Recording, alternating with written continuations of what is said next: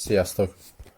Tisztában vagyok vele, hogy sok embernek nem fog tetszeni, amit most mondok. Valószínűleg az emberek 90%-a csak a videónak az első felét fogja érteni, de elmondom, hogy én hogyan látom ezeket a dolgokat, ami jelenleg történik a világban, illetve a gazdaságban. Mivel szerintem ez a vírus, ez csak a legkisebb probléma. Amit az átlag ember lát, van egy vírus, van valami, amitől félni kell. De hogy valójában mi is történik a háttérben.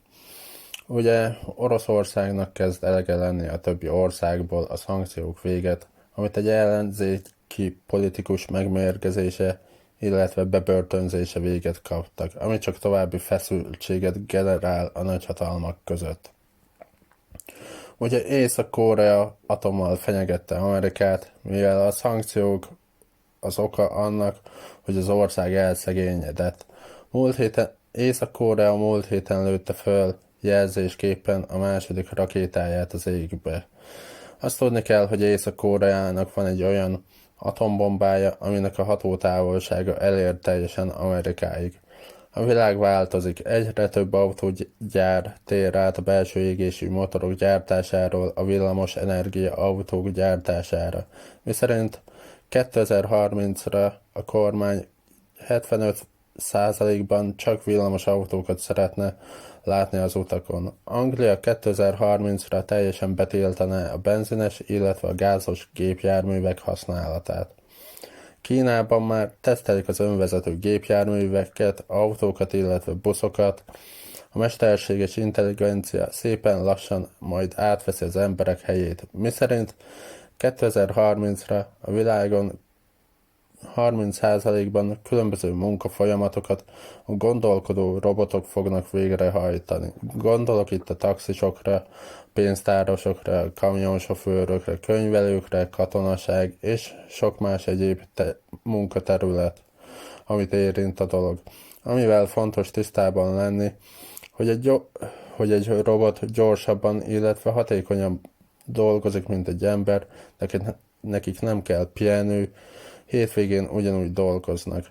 Nyilván vannak emberek, akik vicces dolognak tartják ezeket a dolgokat, amikről beszélek, de meg kell nézni, az összes gyárban robotok végeznek különböző munkafolyamatokat egy bizonyos programozási utasítás alapján. Ami most zajlik a világban, ez a változásról szól, véget ért egy korszak, egy másik korszak veszi kezdetét. Az emberek nem fognak visszatérni abba a világba, amiben eddig éltek. Gondolok itt a fejlődésre, a digitalizációra, mint például bankoknál. Már nem kell bemenni, papírokat aláírni, ha valaki hitelt szeretne igényelni. Mindent el tud intézni egyszerűen és könnyen az interneten. Az emberek egyre többet vásárolnak az interneten keresztül. A másik dolog ezzel a koronavírussal kapcsolatban, hogy mindig is volt koronavírus. Aki egy picit utána keres, az láthatja, hogy 2002-ben találkoztak először ezzel a vírussal Kínában, majd 2012-ben több országban megjelent, mint például Angliában, Szaúd-Arábiában, sőt 2015-ben még a BBC-n is volt erről szó, ugyanazokkal a tünetekkel, száraz kölgés, láz, nehéz légzés.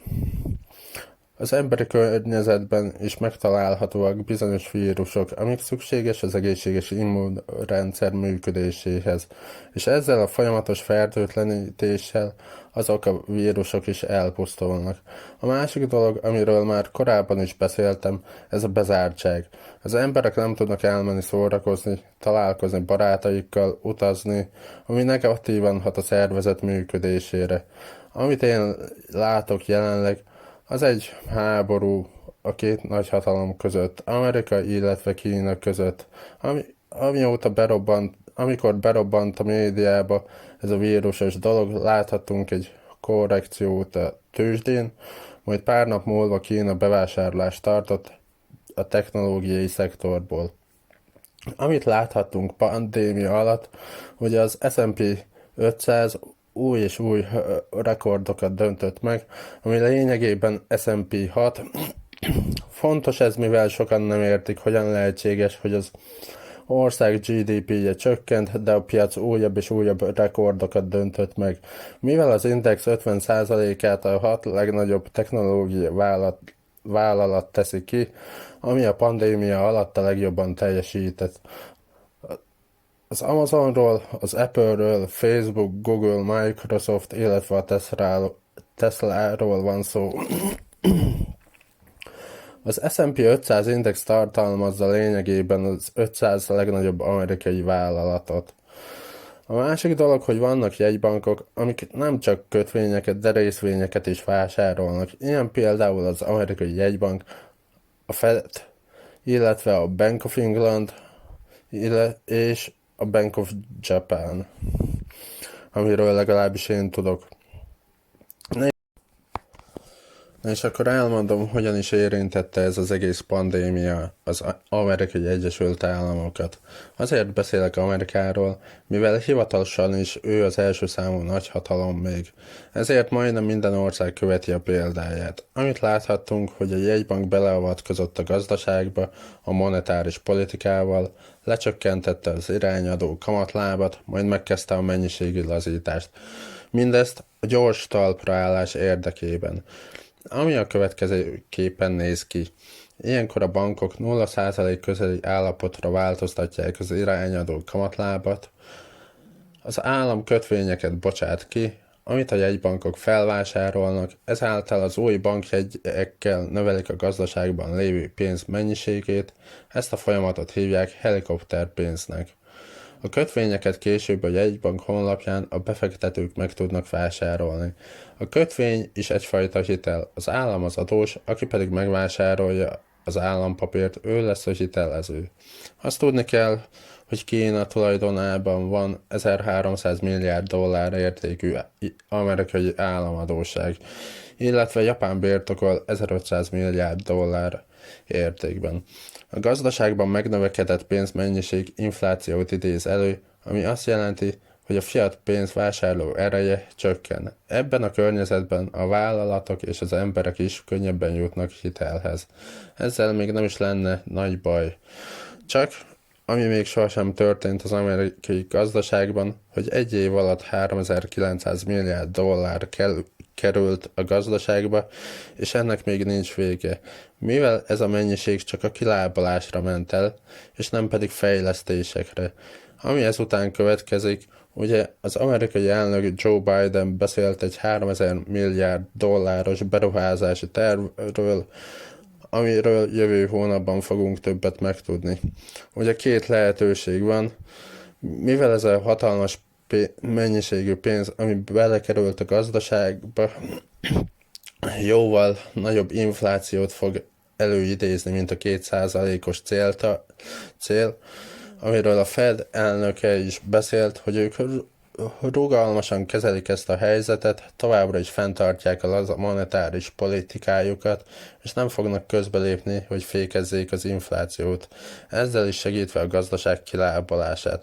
A másik lehetőség, hogy közbeavatkoznak, elkezdik emelni az irányadó kamatlábat, és jönnek a megszorítások, ami természetesen negatívan hatna az amerikai gazdaság helyreállításában. Mivel a cégek nehéz helyzetbe kerülnének, és nem bírnák visszafizetni a hiteleket. Szóval, ami nekem a meglátásom, mivel Joe Biden a fejlődésre fókuszál, és sok választása nincs a Fednek, így jön az infláció. A másik dolog, hogy a megszorítások az csak Kínának kedveznének. A pandémia óta az amerikai dollár 11%-ot veszített az értékéből. Miért is olyan fontos ez? Mivel Kína nem csak az első számú nagyhatalom, de a vezető ország szeretne lenni a mesterséges intelligencia terén. Az orosz államfőnek volt egy kijelentése a mesterséges intelligenciával kapcsolatban, miszerint akinél a mesterséges intelligencia, az fogja uralni a világot.